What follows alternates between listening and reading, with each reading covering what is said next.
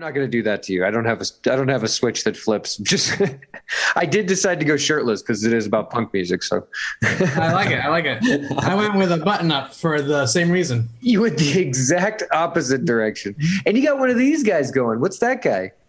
It's called a front rat tail, a fronty, if you will. A fronty. Now that is fun. I like that a lot. Oh God. Well, hey, cheers, brother man. Let's Cheers, bud. Let's get some. Boop. Fantastic. All right, here we go. Let's do the damn thing, huh? All right. Alrighty. Let's see here. Intro. Yeah, same intro that I've been doing this is now 34 episodes. So yeah, how about that, huh? Nice. What's up, guys? Welcome to episode 34 of the Elephant Wire podcast, show we break down song lyrics and don't play you a damn second of the song because major labels are thieving babies that would sue us up the ass. Which is, yeah, it's kind of their go-to move. This week's episode, we're going to be hanging out with Etienne out in San Diego, California. More exclusively, Chula Vista, California. He's a border boy down there.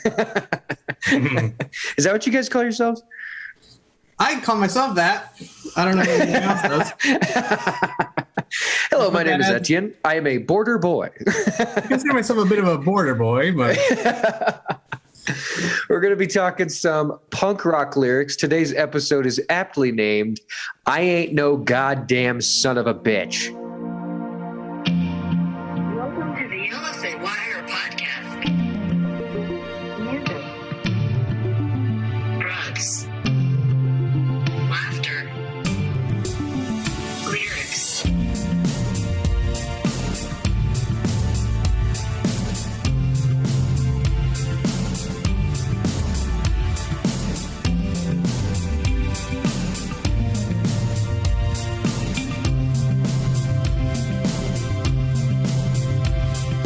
I think right off the bat, Etienne, you're moving to Michigan, which we love Michigan. We just had two local bands recently, this season, that were from Detroit. Oh, wow. And there's our burp for the episode. Dude, Michigan fucks, man. Michigan is a very good time. I hope so. I've only spent 3 weeks there. You know, keep trying to come back and forth. So we'll see. Hopefully it does. Hopefully it's cool. Well, it'd be weird to say it this way because I got ready to say, for those of you who don't know, which that was just you and me texting. My wife knows, but you are going to have your own pirate ship on this property that you're moving to. I absolutely am. Yeah. That is one of them land pirate ships, but we're going to pillage and stuff. Oh, there will be pillaging for sure. You should get a little mini fridge out there just stocked with hams. Just yeah. That'd be awesome. And then as far as letting people know what we're actually talking about, I think that's where we should leave it. You're going to have your own pirate ship. That's all there is to be said. No explanation necessary. Well, right on. Yeah, it's funny. The reason. So last time we had Etienne on here, we had him on for Open Mike Eagle, doing some best of on that one. Etienne's going to kind of be our best of guy. We're going to kind of delve into either genres or artists or whatever it may be, and just shoot the shit about what they did best. And this episode, I think we actually talked about it last time you were on here, that next time you came on, we were going to do the history of punk music. I think so. I think that's where the idea came about, right? Yeah, so it's pretty much been established since that time. Because when we first started working together in California, I remember you showing me the movie SLC Punk while we were working one day, working so hard, if I may add. Well, you showed me the movie SLC Punk, and you were like, "When I was in middle school, this is what I wanted my life to be." And I was like, "Okay." We're learning a lot about Etienne right now. This is cool. So I figure let's just start the episode off. If you could just give us a synopsis for those of you who've never seen the film SLC Punk, just give us that Cliff Notes, that IMDb brief overview. What is SLC Punk? What are we looking at here? So SLC Punk. It's a coming of age story. Basically, it's some couple of recent college grads and their sort of group of punk friends. Salt Lake City, 1985. They're trying to be the best anarchists they can in Salt Lake City. They're trying to let their college educations go to waste. They're trying to go to parties. They're trying to throw parties, go to concerts. And, all the while, fighting Nazis and rednecks and getting into scuffles with the cops, classic, the stuff we're still doing today, To this day. Yeah. I love it. Well, I also loved when it got to the end of that movie, because the whole time it's like a breaking the fourth wall narration. Right. And I'm trying to think of another movie that would kind of be like that. For some reason, Scott Pilgrim came into my head, but that movie's all over the place. So that's not a good. It is, but it has that kind of thing where it's like they break the fourth wall. They kind of clue you into what's going on, explain the background and all that stuff. Yeah, because whenever it gets all the way to the end of the movie, with as little spoilers as possible, he's literally like, "Yeah, I decided to sell out." Yeah. And I remember when we were watching at work, it gets to that, and I look over at you, and you're like, that was the culmination. Yeah, we're all gonna sell out. And I was like, wow, I saw that go in a way different direction, man. Yeah, we're all posers at the end of the day, man. We really are, man. Yeah, we absolutely are. This isn't even my body. I photoshopped this. Yeah, I don't have any tattoos. I'm posing right now. I can tell, man. They look a little off. Yeah. Well, they're mirrored, so I didn't know how it'd work out. That's fine. Fine. I just tried to find a 12-year-old Henry Rollins. I just Google imaged that, and this is the best that I could do. So it's almost believable. Why, thank you. It took me about 10 minutes to Photoshop it. Oh man! Well, right on, dude. Go ahead. And a synopsis, or do you want to go into any more detail? Well, it's a really good movie, and I think honestly, it kind of sums up, because one of the things we're going to get into is, yes, punk music more or less originated in the U.S. Mm-hmm. However, punk music did not become what it ended up becoming through the 70s and early 80s without the British punk scene. Right. Oh yeah. Totally. And I thought one of the funniest scenes in that movie was these kids in Salt Lake City. They invite a band from England to come play at their local venue. And halfway through the show, that band from England's like, they're like, I'm out. I can't do this anymore. You guys are way too heavy. They're too bleeding violent over there in Salt Lake City. Too violent, yeah. And so, I watching the movie before I'd really done my research and learning the history of punk music. I just thought that was a funny scene. But then after learning the history, I was like, oh my god, that actually there's a whole lot more to read into there. That so much of when you talk about Brit pop versus pop, or you talk about what big, huge bands were doing in the U.S. in the early 70s versus what was happening over in not just England and Europe in general. The way everything is so much bigger in the music scene there. Where here, we're all about our niche markets. We love our niche markets. We love all of our offshoot genres. And punk music, holy fuck. So we want to talk about offshoot genres and subgenres and all that shit. It's crazy. Once we start getting into this, because one of the first factoids I'll bring up, 1971, in an issue of Rolling Stone, this guy by the name of Greg Shaw was the first music critic to use the term punk. As far as talking about, or not just punk, because punks were defining the people within them. Mm-hmm. And for a really long time, punk rock wasn't actually a genre. It was just rock that punks listened to. Right. There was like a differentiation between the two. So yeah, it was 1971. He was talking about a song by the Guess Who, and he said, "Good, not too imaginative, punk rock and roll," which is really funny because I really want to follow it up with this very next quote. This is from the Ramones drummer, Tommy Ramone. He says, in its initial form, a lot of the 1960s stuff was really innovative and exciting. And he's just talking about rock and roll in general. He's talking about Zeppelin, all those cats, like Pink Floyd, and he said it was stuff was an innovative and exciting. Unfortunately, what happens is that people who could not hold a candle to the likes of Hendrix start noodling away. And that was kind of what one of the documentaries I was watching on punk music, getting ready for this episode, they were talking about how music had become really disconnected from the budding musician in the 70s. Right. Because you had a very disco and very like that whole market, like ABBA and the Bee Gees. You had that side of music that just a standard musician coming in, it's really difficult to make that kind of music without a significant without a bunch of production value, and then also just being an incredibly talented singer or something like that. Mm-hmm. And then on the other side, you have Zeppelin, you have Floyd, you have all these bands like this, like the metal market, where just a budding musician coming up, once again, they can't do what Bonham's doing on the drums. They can't do what Neil Peart's doing on the drums. They can't even touch what these guys are doing. And so to just kind of be a garage band at that time was tough.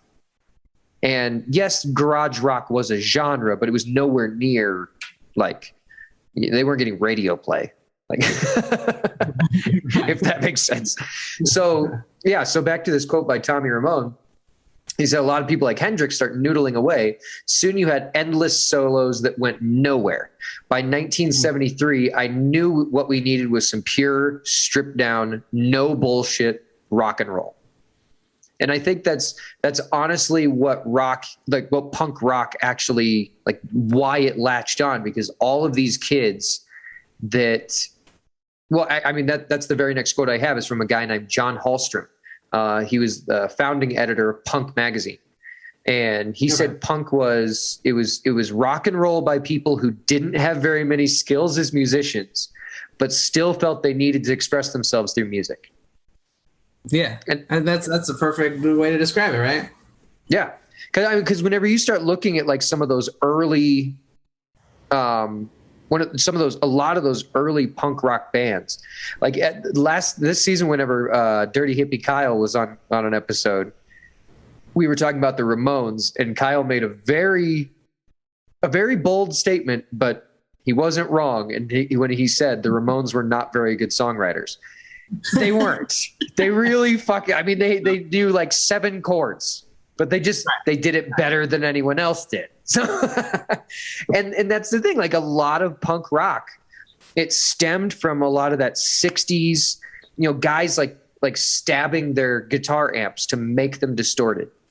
Mm-hmm, like the guitar pedal technology wasn't even a thing. Like, so like guys doing that, or, even watching interviews with Jack White and, Dave Grohl, and guys talking about, like, they all trace their roots back to these same. Iggy Pop would be another one that we could throw in there. They all are tracing their roots back to the same people. And it was these musicians coming out of the 60s that, like, they were sick of the surf rock, and they were sick of the solos and these big, production. They just wanted how loud can it be? And it's really funny when you listen to a lot of that early stuff that is like the blossoming punk genre and the blossoming, just like the scene in general. Because nowadays we wouldn't in any way, shape, or form call it punk. We would just call it classic rock, honestly. Probably. But for what it was, that was exactly it. It was people that, it was well before the anti-establishment, for sure. But I don't know if it was well before. It was definitely early stages, if anything. of the being anti-establishment. But yeah, I think it's really funny how this genre started as just like a collective of people. They were termed punks, and this was just the bands that they listened to. Yeah. Because you even go into like early venues that were huge, and like one of the biggest ones would be CBGB's in New York. And at one time, I knew what that stood for. It was like country blues, country bluegrass. No. CBG, yes, country bluegrass. Something. And some other stuff. Yeah.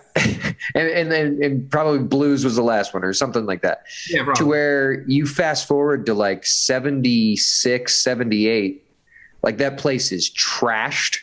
Like the walls are completely covered with stickers and spray paint and vomit and cigarettes because they started at like Television was one of the big bands coming through there. Patti Smith was one of the people coming through there.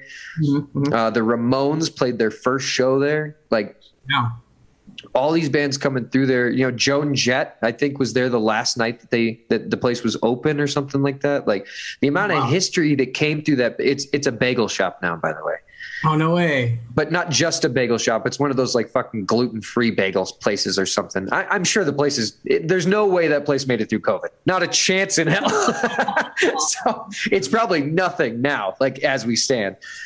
But yeah, I love that. Like there was punk music basically just came from like, here's a bunch of outcast people. Here's the bands they listen to. Give them a venue and leave them alone. Just let them do their thing. Yeah.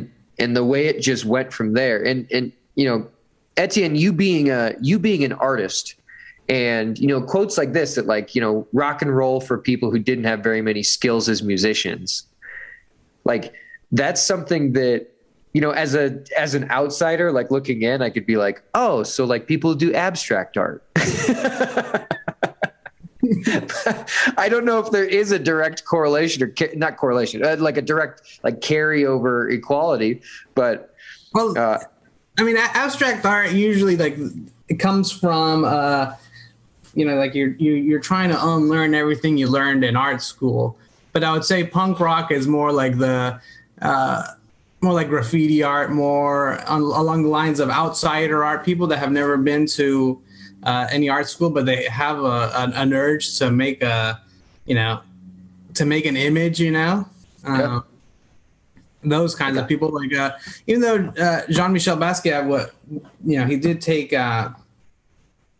he did take art school, but that sort of thing, you know, an outsider out of the, you know, I don't know if this is the social norms, but outside of the greater art community, you know, you're just making what you have to make, sort of thing, you know.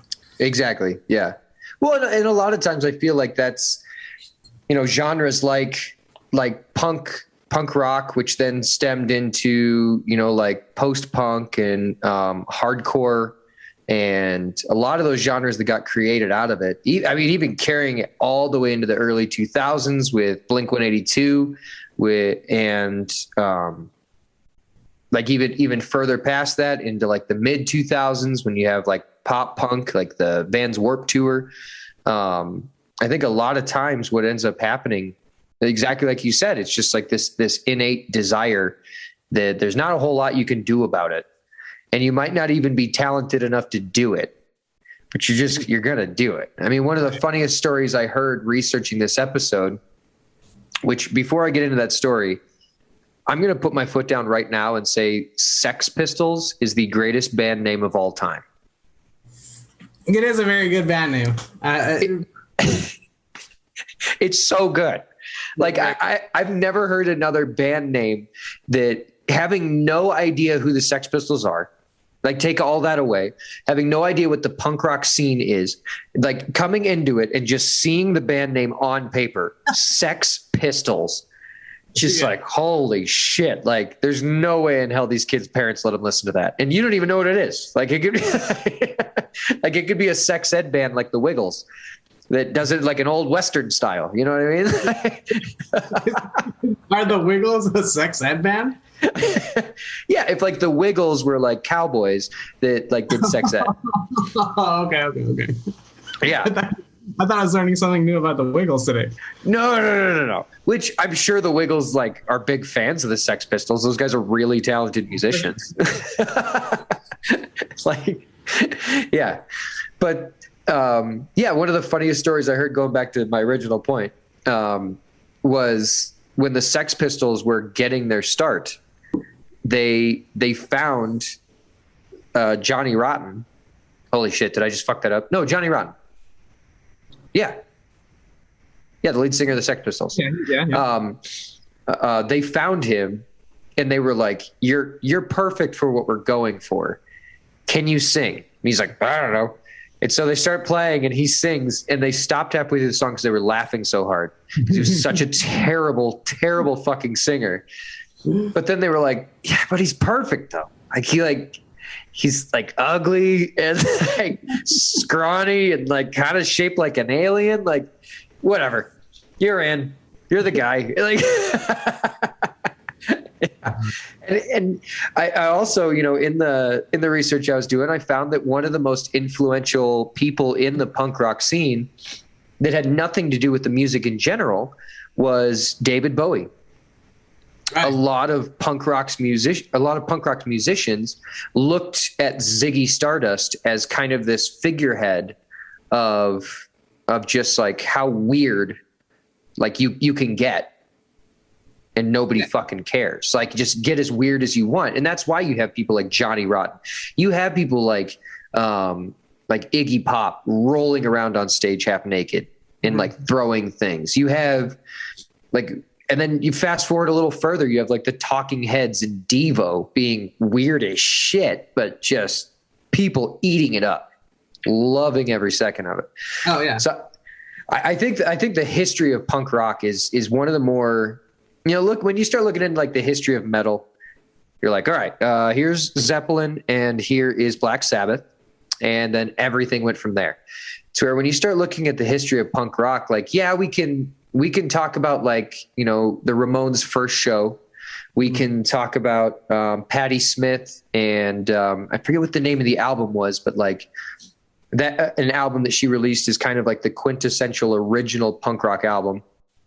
We can look at, you know, everything that was going on in England versus everything that was going on in the US. I love that there is no like way to quantify where it started, how it started. It's just like, here's all the people that were kind of doing it, but not all the time. Like, like I forget the term is, but it's like how all over the world people created bows and arrows around the same time. You know, the world was at a place where punk rock was going to happen, and it kind of all happened. You know, came out of the ooze all over the place. You know, right? It was just like the perfect timing for it, I guess, in like the late 60s, early 70s, you know? Well, yeah. And I think a lot of it has to do with that quote by Tommy Ramone, where people were just not sick of it, but a good majority of music fans were just tired of it being so inaccessible as far as, you know, like, yeah, you can idolize Jimi Hendrix and all that stuff, but you don't really see yourself in them, or ABBA. You know, that's not me. I don't look that great. I don't play that great. Right. But, right. Yeah. And that, you know, and there will always be people that do gravitate that way. Cause there's, you know, we could start getting into all those offshoot genres of punk, and there's the people that love punk rock, but they go more like the Fugazi way, which like that's, as far as punk rock's concerned, that's about as inaccessible as it gets. Just like talk about like the noodling, just like all the way down like, you know, 6 chords, you can play half the Ramones album. Like, you know, and going back to the Sex Pistols, I feel like Sid Vicious never knew how to play an instrument like the whole time. You know, and he was Sid Vicious, one of the most influential bands of all time, you know? I did fuck it up. I got up in my head. It was Sid Vicious. That's who. That's the lead singer of the Sex Pistols. No, Johnny Rotten is the lead singer, but okay. Sid Vicious, yeah. No, you're right. Yeah, this is what their instruments, so it's fine. You could just interchange their names, you know. Well, yeah. Once again, I mean, they were both just like these ugly little weirdos shaped like aliens that like they just did crazy things and like swore on television. And I like one of the coolest things that a band has ever done is they like the Sex Pistols rented a boat and played God Save the Queen underneath, like, what is it? Like the Tower Bridge or whatever. And like, so fucking awesome. So awesome. Oh, it's that like, cause that's as punk rock as it gets, man. Oh yeah. It's so badass. Walking out of interviews, flipping people off, dude. Cause was it Sid Vicious or was it Johnny Rotten that he loved wearing his swastika t-shirt? Sid Vicious did, I think. That was Sid Vicious, yeah. Because I remember even seeing a quote one time by I think it was Dee Dee Ramone, and he was talking about how like they thought that was awesome, but at the same time they were like, ooh, like like that was pretty punk rock. Like, oh man.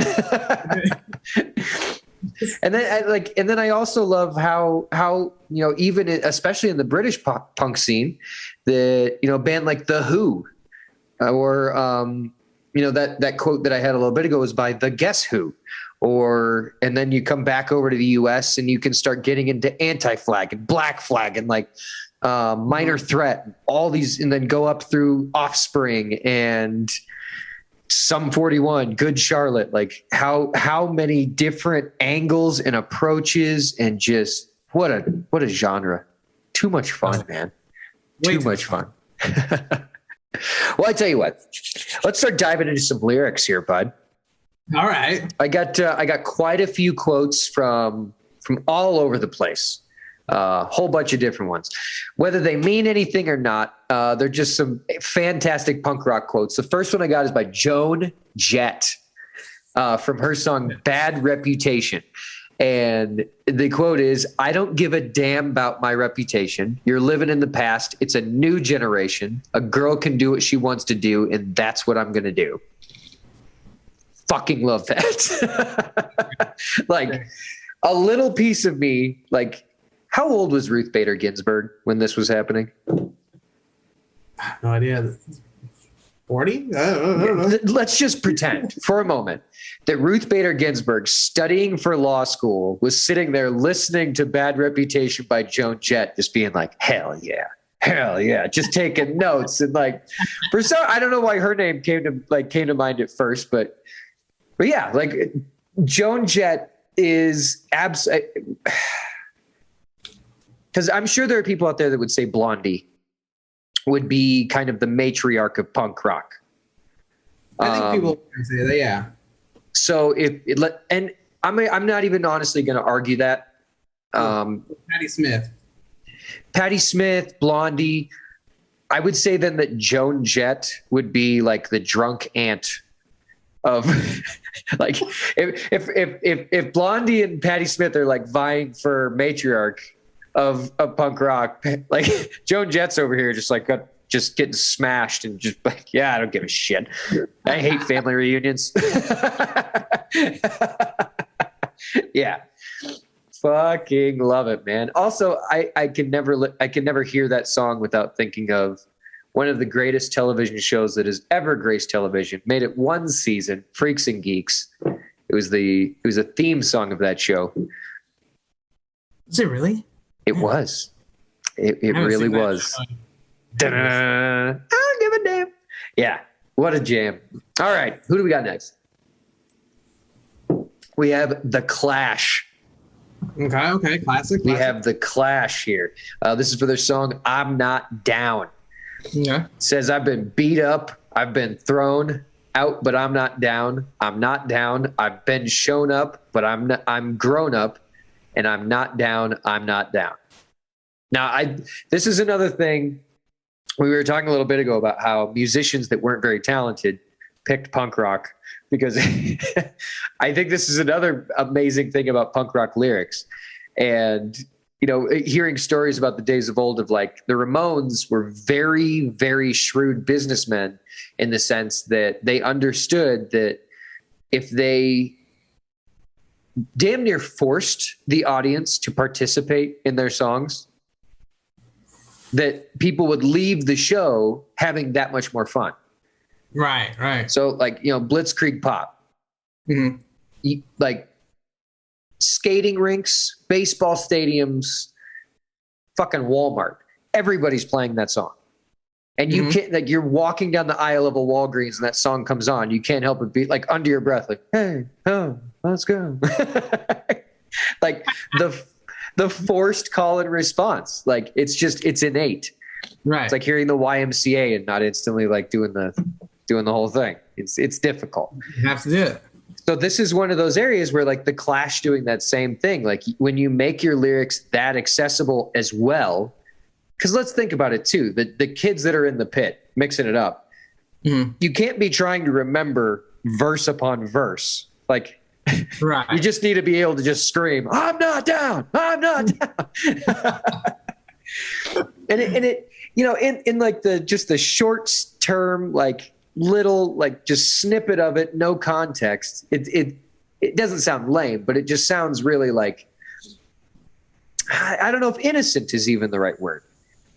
But for exactly what it was, I mean, when you talk about, you know, just like the punks all in one room rallying the troops, I mean, what's better than everybody shouting, "I'm not down," over and over and over, man? It's going to rally the troops for sure. Oh, yeah. It is. Also, the Clash is another band that, you know, back in those early days, I mean, they were damn near terrifying. Like, you know, what was it? There was a tour of the Ramones, the Clash, and the Sex Pistols, and they were supposed to do a tour of, it was like a European tour. They were going to hit like 22 cities. They only ended up playing like 4 shows because they all got canceled. Like, you know, moms and churches and Tipper Gore like standing outside like, "Stay out of our good Christian town." Yeah. So fucking awesome, dude. I love it. All right. Next we got Black Flag. Oh, here we go. There we go. This is from the song Rise Above, which, talk about being on brand. Same thing we were just talking about. We are born with a chance. Rise above. We're going to rise above. I am going to have a chance. Rise above. We're going to rise above. That's another one. I hear that song playing literally anywhere I am. I can't help but sing along to that one. It's a beautiful thing about these types of songs.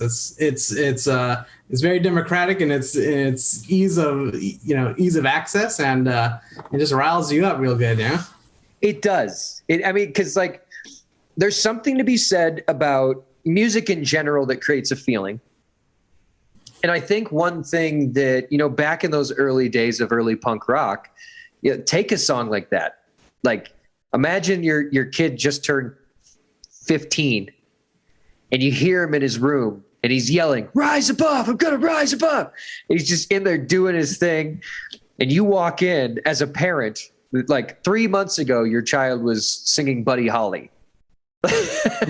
You know what I mean? Or like maybe he was still listening to the records you gave him of like Elvis or whatever it was. And all of a sudden, now he's singing this. How could that not be terrifying for a parent at that time? Because you know the next thing that's going to happen, he's going to dye his hair pink or chop it all off. He's begging for a pair of Doc Martens. Like on one side of the coin, I do kind of get it. I kind of get why parents were so fucking terrified and why communities were so terrified of punk rock.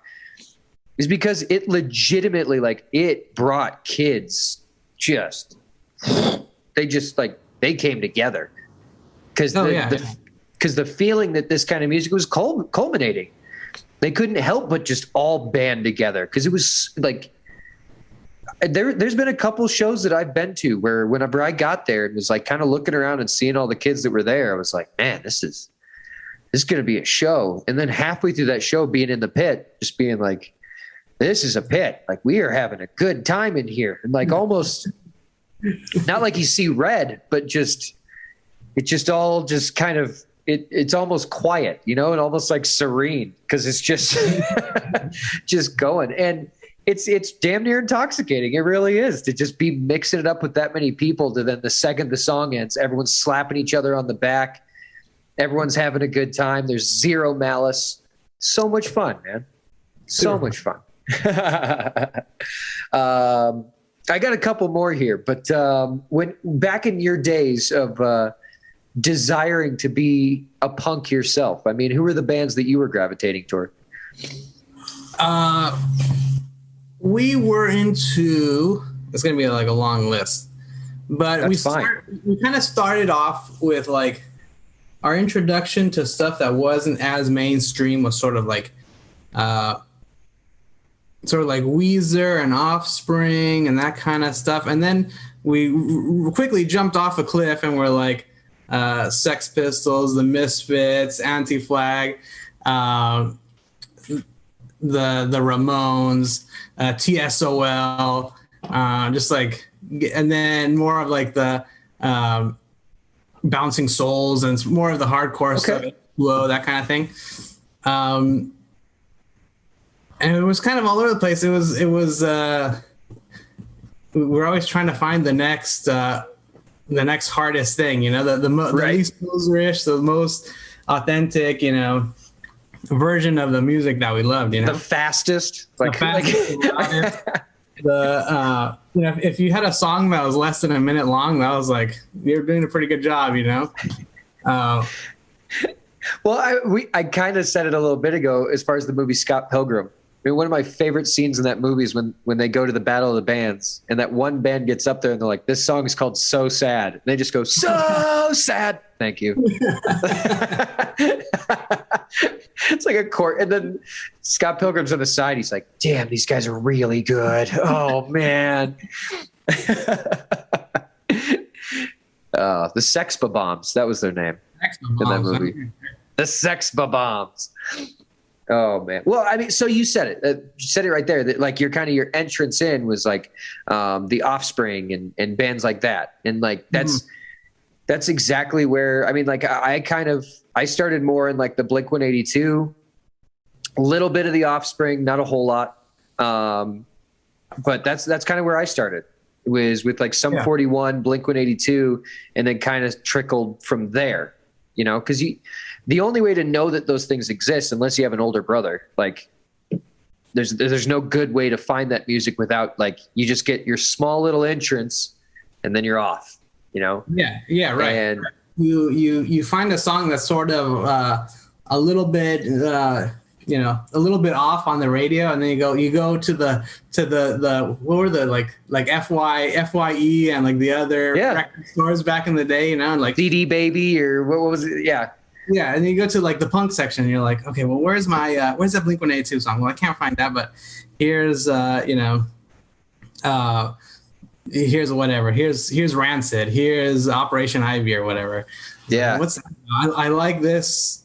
This cover art is pretty much like this is how I feel on the inside as a 12-year-old, Yeah.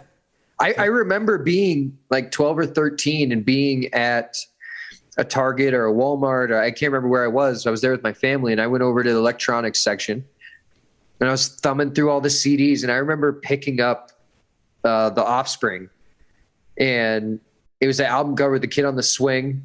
Oh yeah, like the leg braces, and I just remember staring at it and being like, "What is this?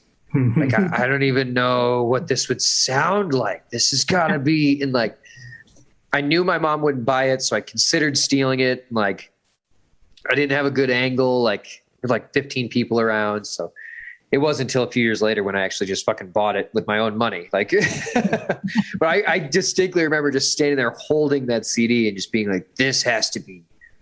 This is what I want to listen to, and I don't even know what it is. Because the next quote I got here is from The Offspring. The kids aren't all right. All right. Jamie had a chance. Well, she really did. Instead, she dropped out and had a couple of kids. Mark still lives at home because he's got no job. He just plays guitar and smokes a lot of pot. Like as you're going through that song, like once again, kind of like SLC Punk, like the movie, like you get to the end of that song and like none of it turns out. They're just talking about like burned out people, and then the song sort of ends. Yeah. And I think that's one of the beautiful things about punk music is that punk music is just fine with just telling like, yeah, the world's pretty fucked up. Yes, it doesn't have to be optimistic, and I feel like sometimes that's more. You can empathize with it more or sympathize with it more if it's honest, you know. Right. Exactly. You know, everything is shit. You know, I get it. You know. Exactly. Because I remember seeing an interview long time ago with I can't remember the name of the band. I want to say it was Manchester Orchestra. They have nothing to do with what we're talking about today, but yeah, but the question that was presented and the answer that was given has everything to do with what we're talking about right now. And the interviewer asked a really stupid question, something about like your newest album that you just released, being so open and honest. Did you find that a lot of your younger fan base was not on board with that? Which I found to be like, maybe the interviewer knew what he was doing in the sense that like he was setting him up for like a more punk rock answer of just like, what the fuck are you talking about? Maybe that was where he was like, we're definitely throwing him a couple bones here because it was a terrible question. But yeah, the band was like, absolutely not. Like that's what the youth wants. The youth wants honesty. They were just lied to for their entire childhood. And they just got a big giant dose of reality whenever they hit their teen years. And then their young adult years, everything was just confirmed. Like, oh, no, that dose of reality, yeah, it's just going to get worse. So, so like honest and open music and like just like the like yeah, just oh, go ahead. Did we lose each other for a second? Yeah, we did for a little bit. No, I was just agreeing with what you were saying. Yeah, because I mean that's exactly what it is. Like you're lied to your entire childhood, and you know whether it's on purpose or whether it's just like that's just how growing up works. That you know you're pitched this version of how growing up will be and how exciting it is to become an adult, and then the second you realize you got to pay your own fucking bills and take care of your own teeth, all that goes out the window. And that's just the base level stuff. That's not even talking about shit that actually sucks. Like,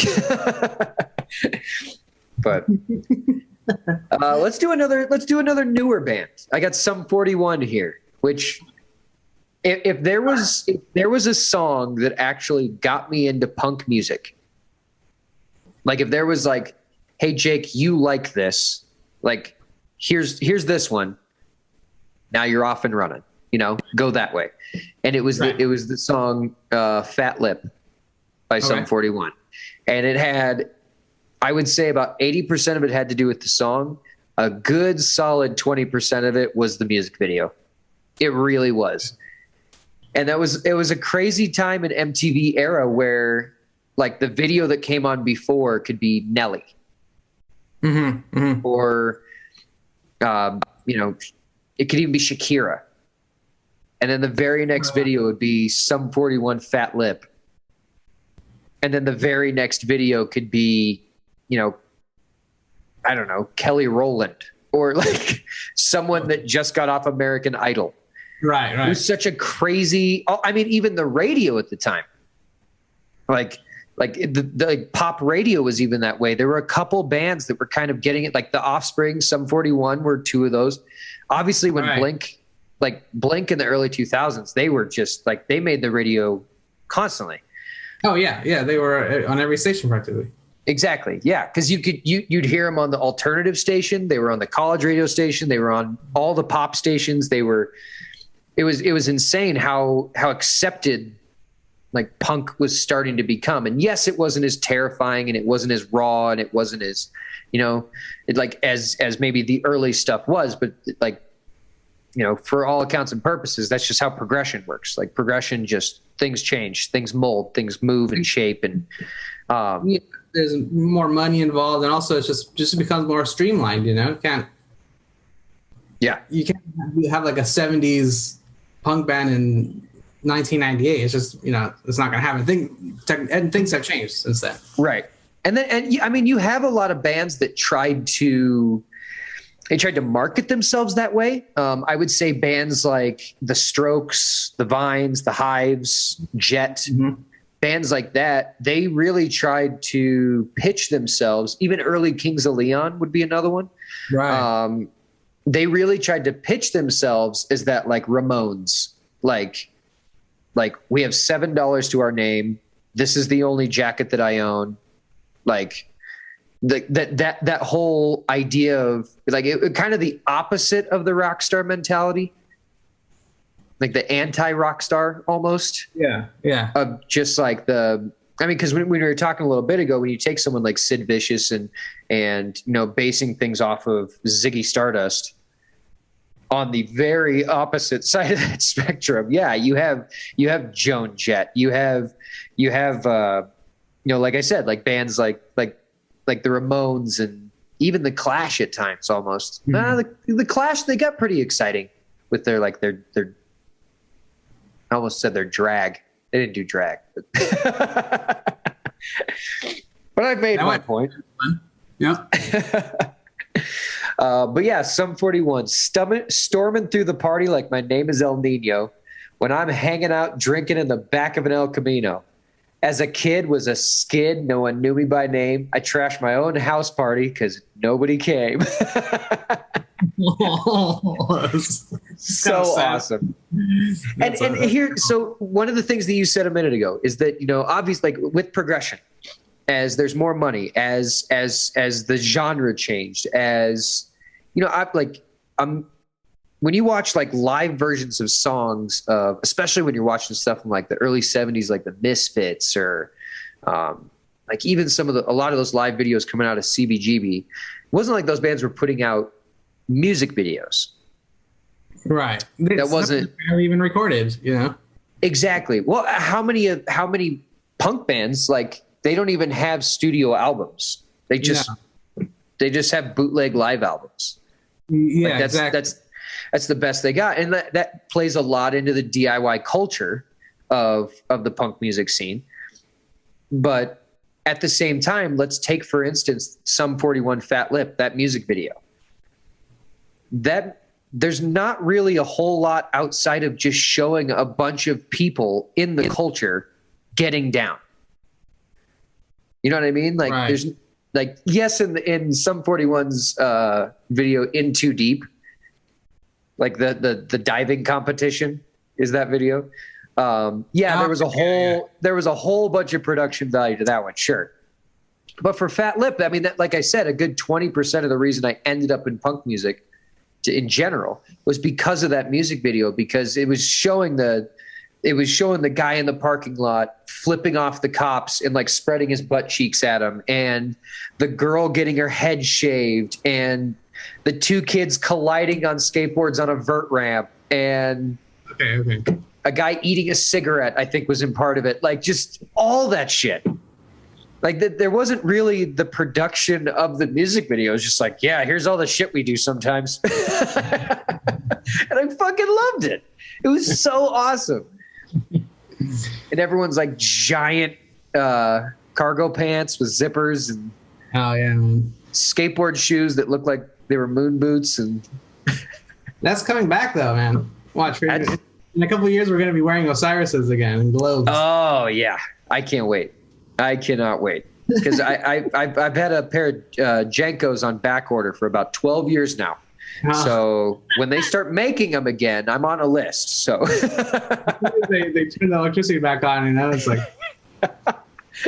it'd be hilarious if I got an email in the next like week, like, production has resumed on Jenko jeans. Like, oh my god, that'd be too much, man. Well, we got two left. Okay. Next one I got is Bikini Kill. Oh, okay. And their song, I Like Fucking, is the name of the song. Now, this quote, actually, of all the punk quotes that I was going through, I just Googled punk rock quotes. Okay. And for about a day and a half, just I ended up on like the 6th page of a Google search, which like outside of looking for porn, I think that's the only time that's ever happened to me, like ending up on the 6th page of any web search. Like, so like I was diving in and I found this quote and I was like, this is one of the better punk rock quotes I've ever heard. I believe in the radical possibility of pleasure, babe. And there's this quote can be as meta as we would like it to be. It can be as base level, no context as we would like it to be, and everything in between. I believe in the radical possibilities of pleasure, babe. Because yes, the name of the song is "I Like Fucking." So obviously, we don't have to go out on a very far limb to assume what he's talking about here. But at the same time, like just the radical possibilities of pleasure in general, like. Yeah. I think that has a lot to do with just the punk rock scene in general, of having no walls, no barriers. Now, this all being said with the whole straight edge community, but no, but that's the thing though. You're free to be who you want to be and experience as much pleasure, as little pleasure as you want, or have your own definition of what pleasure is. Right? Exactly. Yeah, that has a lot to do with it. Because I mean, like, I would say even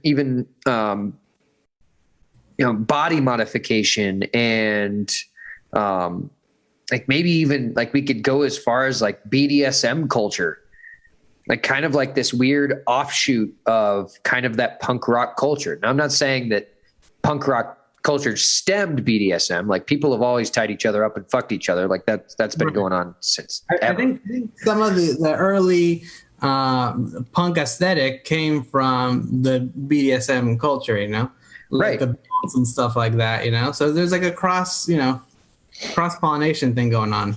Yeah, and like I said, I mean that's why a quote like this, like we can be as meta as we'd like to here. We can dive as deep into this as far as like with the actual like.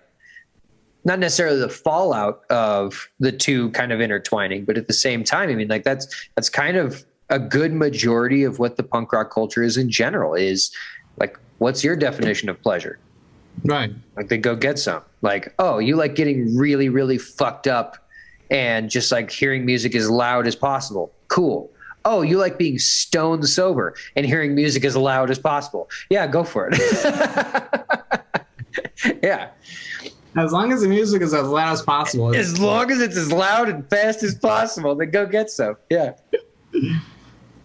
All right, last one I got, and it just makes sense because the name of the episode, The Misfits, Where Eagles Dare. Let's test your threshold of pain. Let's see how long you last. That hat pin in your retina unbosoms all your past. With jaded eyes and features, you think they really care. Let's go where eagles dare. We'll go where eagles dare. I ain't no goddamn son of a bitch, and you better think about it, baby. Good Lord. The Misfits.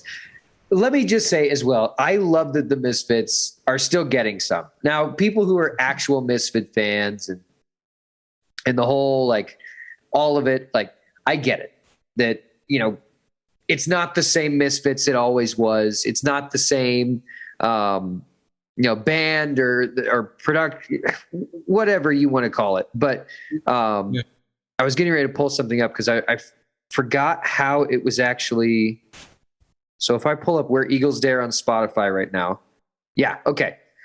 So when you listen to the Misfits on Spotify, which there it is. When you pull up Where Eagles Dare on Spotify, it says Misfits, Glenn Danzig. Right.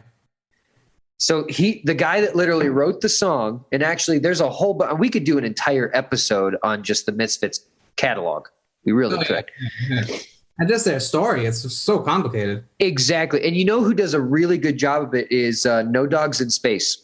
Yeah. Oh, totally. Marcus Parks did a fantastic job. Him and his wife, Carolina, they did an incredible job breaking down just the Misfits story. And they bring this up that, like, because of all the fallout between Danzig and how much of a piece of shit he is, and because he's a piece of shit. And, because Danzig's a piece of shit. And yeah, no, but at the same time, I mean, like, when people get a bunch of money, they change. I mean, it just fucking happens. Like, Zuckerberg used to live in a dorm and now he bought half of Hawaii. Like, when you get a bunch of money, you turn into a piece of shit. That's just what fucking happens. Like, I get it. Very few people make it out of that and haven't done that. But at the same time, I mean, like, a band that this song specifically, the band went into the studio, recorded the album, the band left, Danzig came back, re-recorded all of their parts, and he's the singer. But to this day, on Spotify, it's not only the band, but he's also just himself is credited. It almost takes away from how punk rock it really was. It really does. Like it honestly takes away from it because it's a bit petty, no? It's incredibly petty. And like, I get it. A lot of people are still into Danzig and Danzig's still doing his thing and that's fine.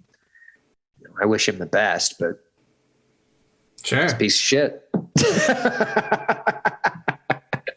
Guy's a piece of shit. What are you going to do? Oh man. Punk rock tunes, dude. They're great. It's a good time. One of my favorite punk rock stories ever is the first time I ever took my wife to a punk rock show. And it wasn't even that punk rock. It was more so, I would say on the bill, like 3 of the bands were pop punk and 2 of the bands were like maybe nearing hardcore. Okay. But at the same time, it wasn't anything like we didn't go see Anti-Flag or something. Like we weren't seeing Fear. Like, that would have been a good show. Oh yeah. But for all accounts and purposes, it was a punk rock show. And definitely as far as my wife was concerned, this is the first punk rock show she'd ever seen. And so I convinced her to go to the show with me. And we're rolling up to the venue and we were going to go grab some dinner first. We parked near the venue and we're walking past it to go get some dinner. And she sees all the kids standing in line. And she's like, "Oh, you've got to be kidding me. Like, Jake, I'm not going in there." And it's like, no, it'll be great. It'll be great. It'll be great. We'll get a couple beers in you. You're going to love it. You're going to love it. And the whole time we're at dinner, she's just like, "I don't want to go in there." It's like, oh my God. Like she just saw all the kids in line. I was like, no, it'll be great. It'll be great. It'll be great. So we leave dinner, we get down to the venue, we walk in, and it was in between 2 bands. So just like everyone's hitting the merch booths. It was just fucking chaos in the front lobby of this venue, the Marquee Theater in Denver. Great fucking venue. So we walk back into the venue, like after because I was like, oh, I'm going to like, there was a couple t-shirts I wanted to grab. And I was like, now's the time to get them. That way I got the rest of the show just back there. So I grabbed my shit, ran it out to the car, and come back inside. And she's standing exactly where I left her. Just doesn't want to be there at all. So we walk back into the venue. And like up until this point, like I completely understood. And in my head, I'm like, I'm never taking her to one of these shows again. Like if she makes it the whole night, dope. Otherwise, I'll just stick her in an Uber. And I completely understand. Like if she doesn't want to be here. So we get back there and second band is coming on. We missed the opener. Second band's coming on. They start their set and she's just staring at me because the kid's just getting some. She's like, "I'm going to go to the bathroom." So like, okay, I'll get us a couple beers. So I go up to get, just a couple like the 24 ounce like silos of PBR because they were like $3.50 or whatever. I mean, they don't have a date code on them. You have no idea how long they've been sitting there or where, but she comes back from the bathroom and I hand her a beer and she's like, "Okay, everyone here is really nice."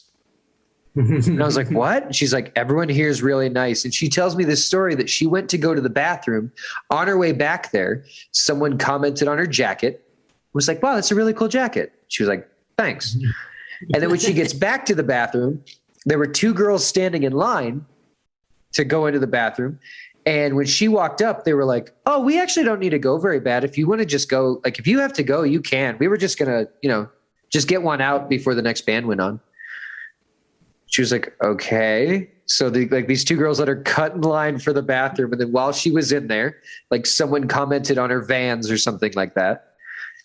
So by the time she gets back to me, she's been complimented and let cut in line. Like 3 or 4 things have happened. And then as that night went on, like little by little, she was like, I get it. I completely fucking get it. Like I understand why you love these shows and why you like hanging out with these kids, because she saw firsthand that like outside of the pit, everyone's loving each other and having a great time. You get your aggression out, go over in the pit and go mix it up with the kids and go get some and go have a good time. And then when you get out here, everybody's friends, everybody's buddies, and even in between bands, in between songs, like she saw how much love was actually in the room. Yeah. And that it literally was just like all these castaways, all these cast aside kids that just like, this was where they felt safe. This is where they felt at home. And it was a really cool night because she got to see that. And then I thought by that meant that I could take her to like the next like 8 punk shows I went to. And now she doesn't care again anymore. She's never going again. It also means I have to go see Miley or Justin Bieber with her at some point. So yeah, it's fine. Yeah, it's fine. I'll go see Biebs. It'll probably be fun. Miley's cool. I'd see Miley. Yeah, I would. Because I'm sure if I met Miley, we could sit down and have a whole conversation about like this exact conversation we're having now about like punk rock history. Mm-hmm. I'm sure she had a phase. Oh, for sure. I'm sure. Biebs probably had a punk phase. They didn't let him show it, but he started out as a drummer, you know, who knows? There you go. Well, I tell you what, bud, it's now officially hit that point in the episode where we do our local band spotlight. And this week we got a band called Hiding from Humans. Ooh, which is fun. So let's start getting through this here. Whenever I got in touch with them, I was like, hey, what are you guys all about? And they said, rising from the grounds of a burnt down arcade, Regina's high energy pop punk band Hiding from Humans was born in early 2019. Now, Regina, if I remember correctly, Regina is in Oregon. Oh, I don't know. There's a Regina in Canada somewhere. Oh, I hope they're from Canada. I mean, if they're not, that's fine. But oh, they are from Canada. Yeah, right. Yeah. They are from Saskatchewan. Saskatchewan. Yeah. They are. I got ahead of myself. It's like a paragraph down. Yeah. Inspired by a wide variety of pop punk bands from the mid 90s and early 2000s, Hiding from Humans have put forth their best effort to date in creating a highly energized and upbeat catalog of songs. So mid 90s, early 2000s, I mean, we're talking Weezer, we're talking Jimmy Eat World, we're talking Blink, Yellow Card. Yeah. I'm sure some Sum 41 and Offspring have been in there. Like, yes, basically yeah. I can dig all of this. I like it. Some of like H2O and some of the later hardcore bands were strong in the 90s. I could see that. Maybe like some MXPX or that kind of shit. Melancholy, maybe. Yeah. I like that.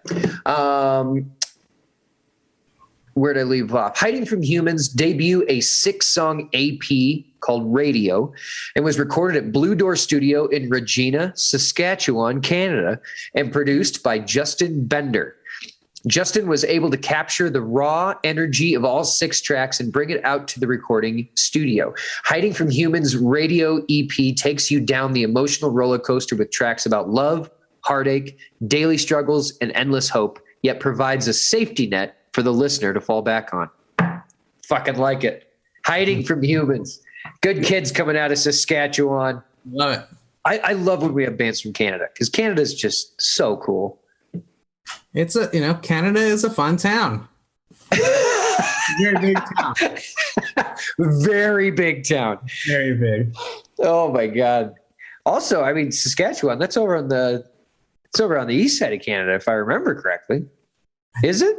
I don't know. Yeah. My Canadian geography very well, but because British Columbia is on the west side. Yeah, British Columbia. Then we have Montreal and Quebec on that side.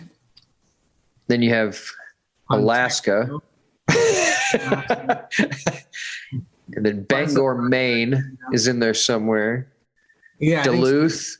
And then there's like Greenland and Iceland, but one of them is green and the other one's icy. It's all Canada. And they're going to keep lying to us. Sweden is actually like right above Michigan. Oh, yeah. They don't want you to know that. No, That's where all the birds that aren't in Sweden are fake. They're drones. Sweden is the only country that actually has real birds left that don't spy on you when you're naked. Well, that's less fun, but yeah. Well, it's because they're also fucking attractive. Like everyone would, like the entire world would just be like, have body dysmorphia. Yeah, too much. Oh, Lord have mercy. Well, this was a good time, bud. Thanks for jumping on here and talking punk rock tunes. Well, thanks for having me, man.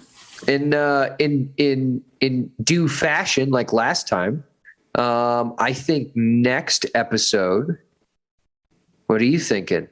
We did Best of Open Mike Eagle. We've now done Best of Pop Punk. What if we did Best... Ooh, we could do Best Live Albums. Okay. I'm not opposed to that. Best Live Albums. Because you got, what is it, like Rage Against the Machine live at the Olympic Stadium. That's one of my favorite live albums of all time. Okay. It's the only one that comes to mind right now. But now we'll think about it because we got some time. We got a few months until we need to really worry about that. Ooh, we could even do Best of Motown since you'll be so much closer. You get to go do some boots on the ground research. Okay, sure. Motown. It's just a hop, skip, and a jump from anywhere in Michigan. I kind of like the sound of that. Yeah, There we go. Well, brother, man, it was fantastic to have you on here. Love you to death, bud. Good to talk to you. Love you too, man. Thanks for having me. Absolutely. Yes. Do your thing. All right, peace, brother, man.